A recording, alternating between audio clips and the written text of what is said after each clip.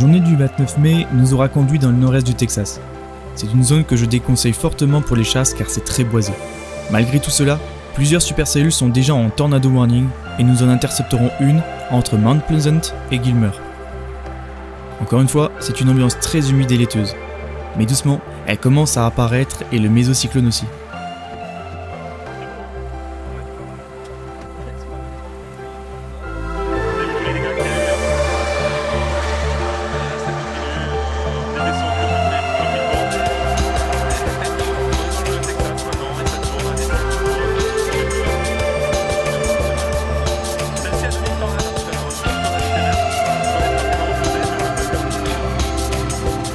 Bien que la cellule orageuse soit belle et semble prometteuse, celle-ci ne l'est pas.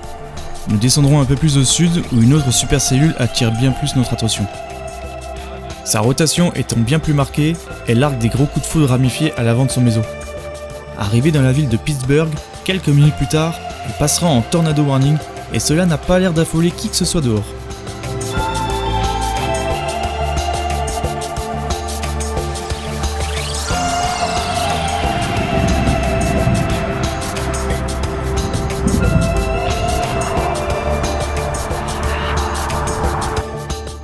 Tant bien que mal, nous trouverons une trouée dans les bois pour contempler cette superbe petite structure. Peu avant notre arrivée, l'un de ces coups de foudre aura mis le feu à un arbre à environ 500 mètres sur notre gauche.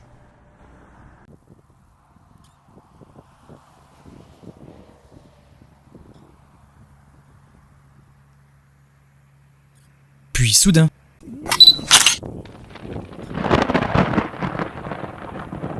un impact proche tombe juste en face de nous sur la forêt à moins de 300 mètres. On finira par se mettre en position plus sécurisée, au cas où. Moi je me baisse. Moi je me mets accroupi moi. Accroupi. Là on s'accroupit pour pas prendre la foudre. La vidéo est de bonne qualité ou pas, Aniel? Celui-ci marquera la fin des prises de vue. La cellule se calmera et nous constaterons alors qu'elle faiblira fortement, mais que en plus de ça, au sud-ouest de notre position, une supercellule en tornado warning possède une vélocité importante, le signe d'un éventuel départ de tornade. Nous prendrons alors très vite la route vers elle. Cependant, toutes les forêts et le blocage d'un train nous fera perdre un temps fou pour la rattraper. La tornade posera au sol et frappera alors la ville de Canton. Sur une route partiellement dégagée, je prendrai une photo alors rapide de la vue qui s'offre à nous. Et c'est avec frustration que je m'apercevrai alors de la présence de la tornade sous le mésocyclone. Elle disparaîtra environ 30 secondes plus tard. On a vu la fin, on a vu la fin, c'est bien. Nous terminerons la journée sous le bruit du tonnerre et des ambiances marécageuses.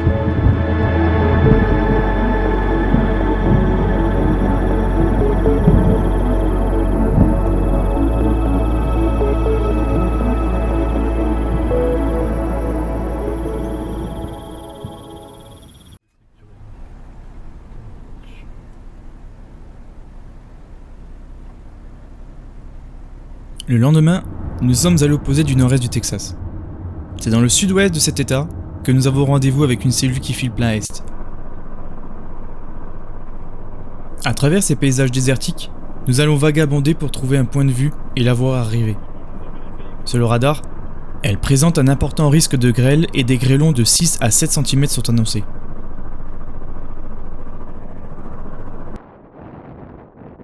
Une fois le point de vue trouvé, nous avons la cellule en face de nous. Elle approche doucement de notre position, mais nous devons descendre plus au sud à travers la seule route disponible pour avoir un meilleur visuel pour la suite. C'est la grêle qui reflète comme ça le bleu au-dessus là. Ouais.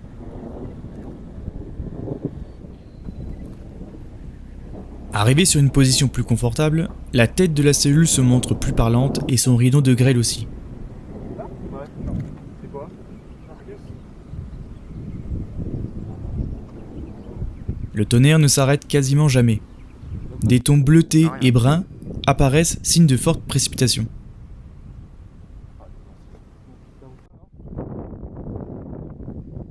se prépare à partir parce que là elle arrive sur les collines en face de là.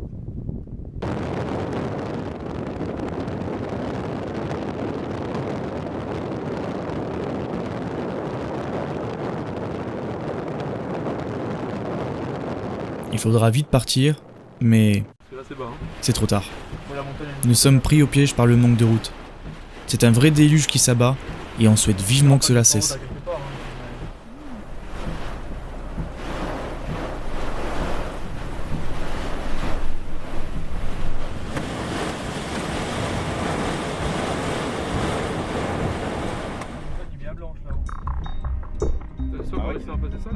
Une fois sortis de ce tumulte, nous reprenons la route vers le nord pour après partir à l'est et suivre la cellule. Mais sur notre chemin, les traces des fortes précipitations sont présentes. Route inondée, coulées de boue, éboulements et un paysage comme enneigé. La couche de grêle est impressionnante, nous sommes passés d'une région désertique à une ambiance hivernale.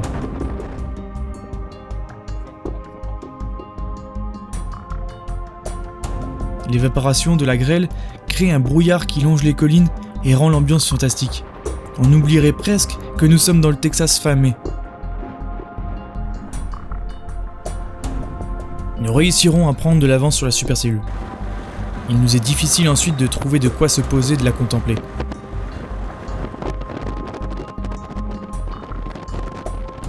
Je perds mon sang-froid et je m'énerve dans la voiture car elle s'activera sérieusement et balancera des coups de foudre en pagaille un peu partout.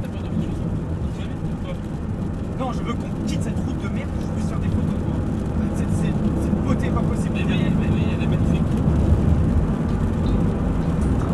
Grand appréciateur de foudre, c'est très frustrant pour moi de voir ces impacts tomber et de ne pas pouvoir les prendre en photo.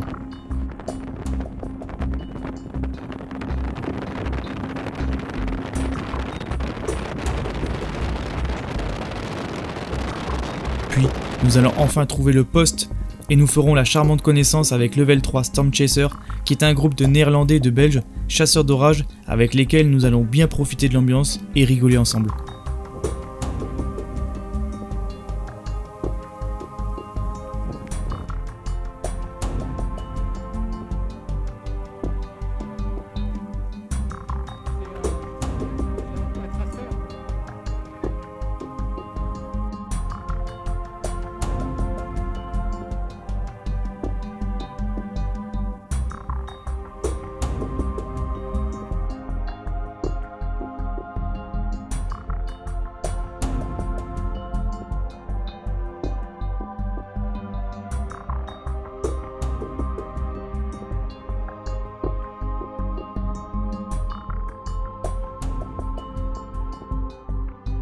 La vue devenant médiocre, on s'éloignera d'elle vers l'est. Sur la route, mon ami Fred commence à vouloir filmer par la fenêtre. Puis, avant qu'il n'enclenche l'appareil photo, un impact tombe vraiment très près de la voiture. Le bruit du tonnerre fut immédiat et explosif. En me retournant pour demander à Fred s'il avait filmé la scène, je remarque avec stupéfaction que je parle dans le vent. Fred est quasi sous le choc. Son visage est comme momentanément paralysé. Je ne l'avais jamais vu comme tel. Pendant environ 10 secondes, je lui ai parlé sans qu'il me réponde un mot. Puis, il reprend ses esprits et me dit qu'il a rien compris à ce qui venait de se passer. Quelques petits kilomètres plus loin, nous trouverons une route qui part bien à l'est et c'est avec une rare tranquillité que nous pouvons suivre alors cet orage qui se déplace seul dans le sud-ouest du Texas. Les cisaillements que subit la cellule sont visibles de partout. Du fait de son caractère isolé, le soleil en arrière-plan, non gêné par d'autres orages, permet de rajouter une touche de couleur à l'ambiance, typique aux États-Unis.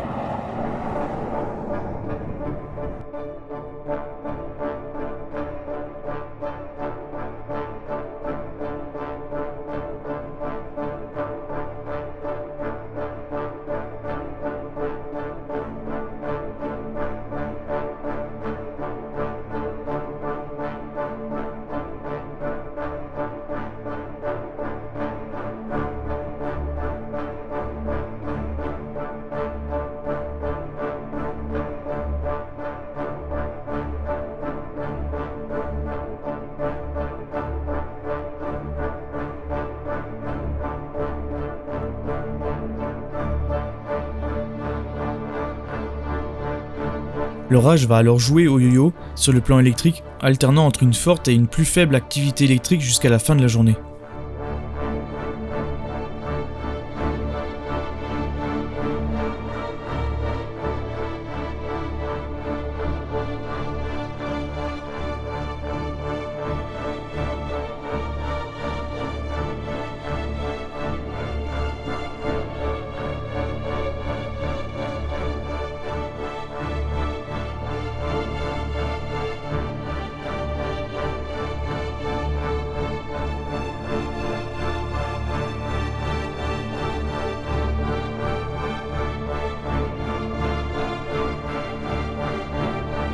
Lorsque nous aurons pris suffisamment de recul, l'aspect de la supercellule va alors prendre une toute autre allure.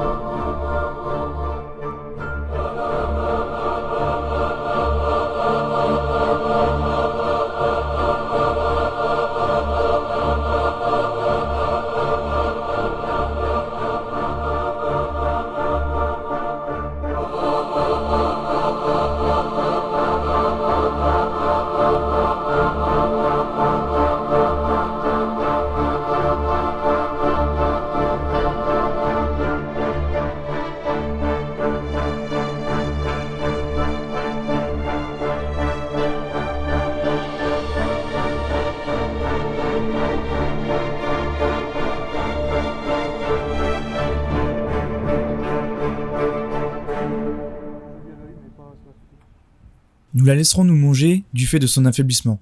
Sauf que, une dizaine de kilomètres plus loin, elle se réactivera.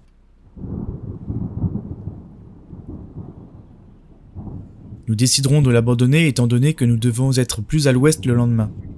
De ce fait, nous privilégions l'économie de kilomètres et de temps pour notre dernière journée de chasse du voyage.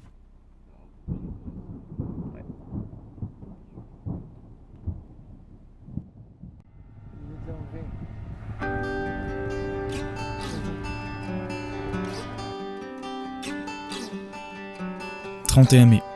L'ultime journée de chasse avant de remonter vers Denver pour le départ.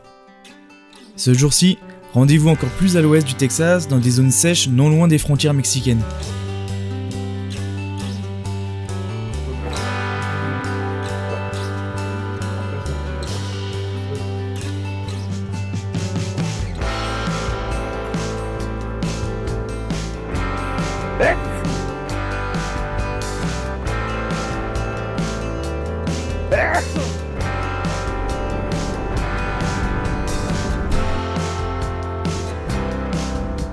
Le temps que les orages arrivent des montagnes, on cherche de quoi filmer et photographier pour tuer le temps.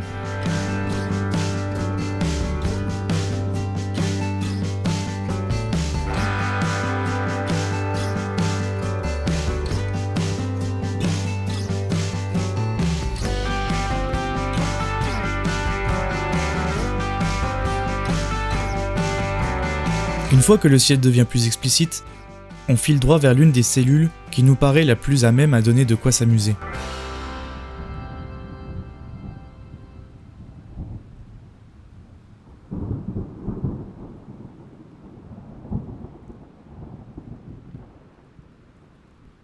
Celle-ci aura bien du mal à traverser l'une des montagnes, mais une fois passée, elle reprendra en vigueur et commencera à balancer des coups de foudre assez esthétiques.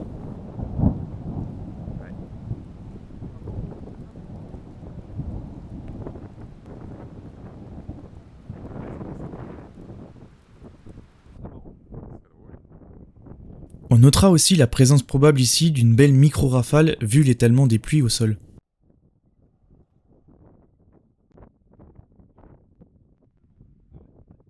Au fil du temps, elle commencera à devenir plus intéressante avec une phase d'entrée en légère rotation.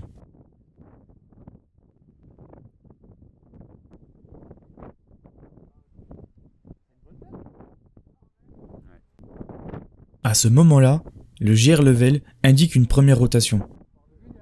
Nous serons alors aux aguets guettant le moindre appendice suspect. C'est alors que plusieurs chasseurs convergent en même temps que nous vers un point de vue sur la zone de rotation. Nous sommes maintenant une petite poignée de chasseurs scrutant le ciel.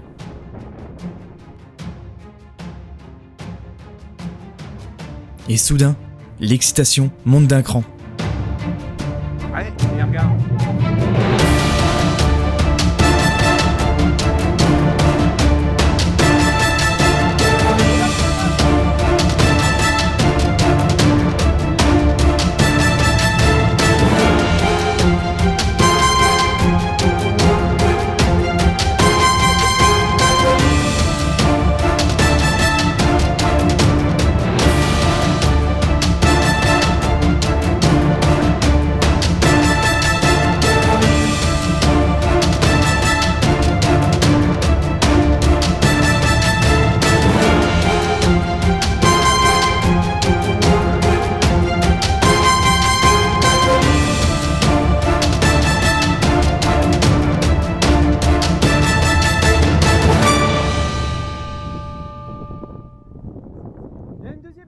Nous aurons eu droit à une brève tornade non condensée pour le plaisir de tous les chasseurs présents. Je la désigne comme telle car contrairement au Landspout, celle-ci a pris dans une rotation visible par le radar et à l'œil nu. D'ailleurs, sur le GR Level, elle sera répertoriée en bref touchdown. Rapidement derrière, il nous faudra quitter notre poste, car l'orage adopte rapidement un système pluvieux plus intense. Un arcus déchiqueté se forme à l'avant de la supercellule et déclenche des rafales localisées plus fortes.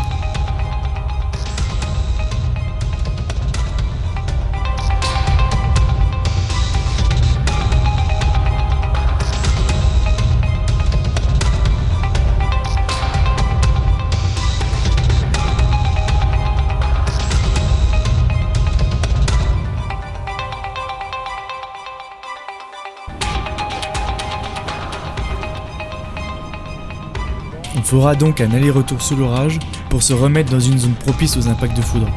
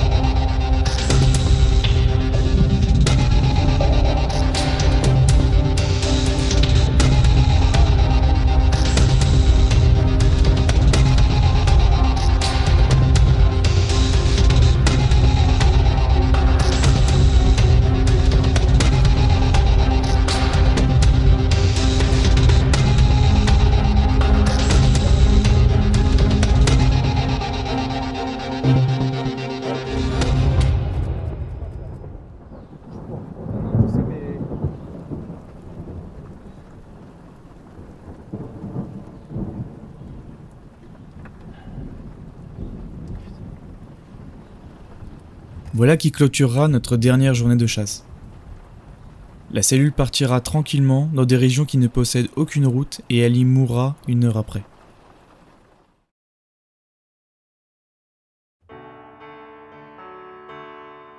Nous remontons vers Denver en ce 1er juin pour bientôt décoller de l'aéroport en direction de Paris.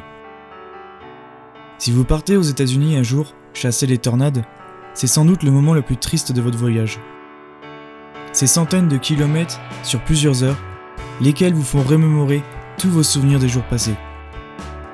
Vous regardez le paysage défiler en vous disant que vous allez reprendre votre petite vie tranquille en France, alors que vous venez de passer des jours à traquer les orages et tornades aux États-Unis.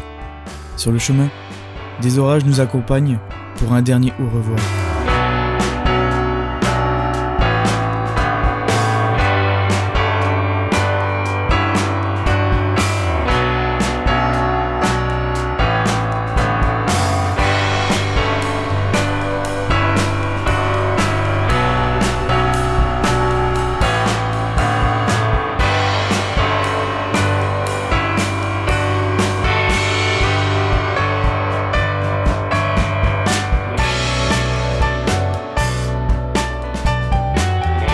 Et voilà, nous décollons. Je jette un dernier regard sur les paysages américains, avant de revoir ceux de la France.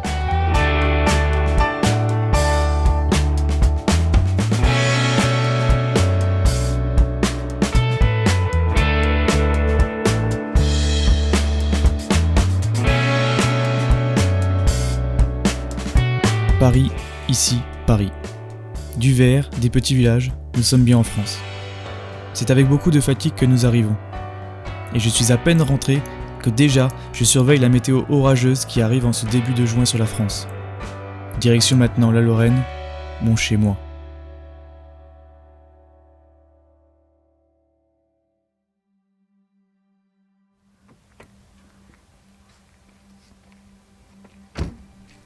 Voici que se termine mon histoire.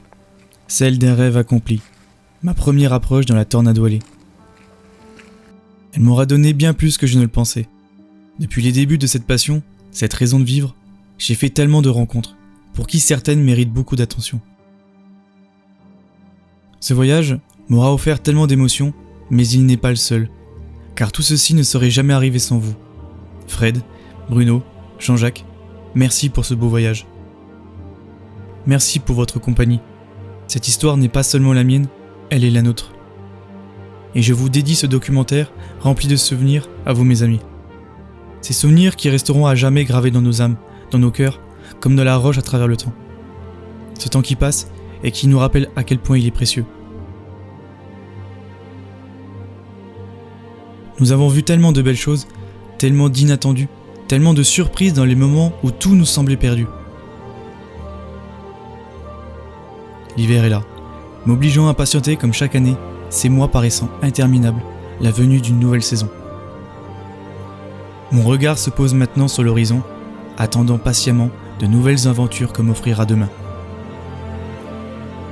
C'est avec la gorge nouée, remplie d'émotions, que je referme ce chapitre qui nous était consacré à travers la Tornado Alley sur cette année 2019.